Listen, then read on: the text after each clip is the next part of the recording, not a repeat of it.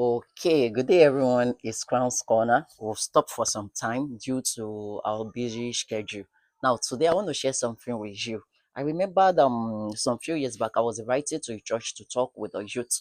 It was Youth Sunday, and I was to talk on content. I was to talk on content and virtue. I invited two youth outside, two ladies.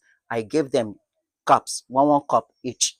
I took water, I filled in one person's cup with water to the brim, and the other person's cup was empty.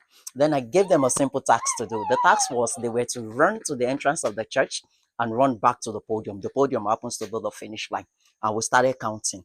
At the count of, before we could count from 1 to 5, the person with the empty cup she was back to the finish line, which is the podium. While the person with the cup filled with water, she was still halfway, and everybody was clapping for the lady with the empty cup. And the question asked us, who's the winner?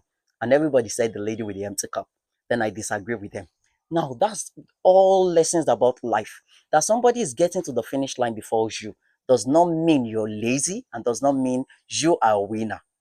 Very cool. Now, this is the moral lesson. The person with the empty cup, she ran carelessly because she has nothing to lose. She has nothing to spill. But the person that has water in her cup, she's very, very careful of not spilling any drop at all. And that was the reason she came very late. That you're late in the journey of life might be a symbol that you have content and virtue filled inside of you. That somebody is getting there before you does not mean you're worthless or useless. It shows you are loaded. And when they get to the finish line, when somebody with content and virtue is being needed, that is when your content and your virtue will speak for. Let's take Joseph as an example.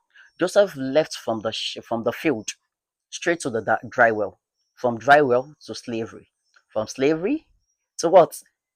To prison, then from prison to palace. The journey of his life was kind of slow, like you say, but because he's having content inside of him and there's nothing to be spilled.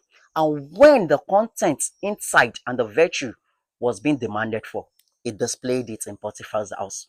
Don't be too anxious or carried away by who's getting to the finish line of life before you. But take time to build your content and build more virtue. Because at the long run, at the finish line, what will be the criteria of those that will be selected out is the content inside of you. Build content, build yourself, develop yourself. I'm Kofra Adekan Adetla. You know now, I love you. Bye bye.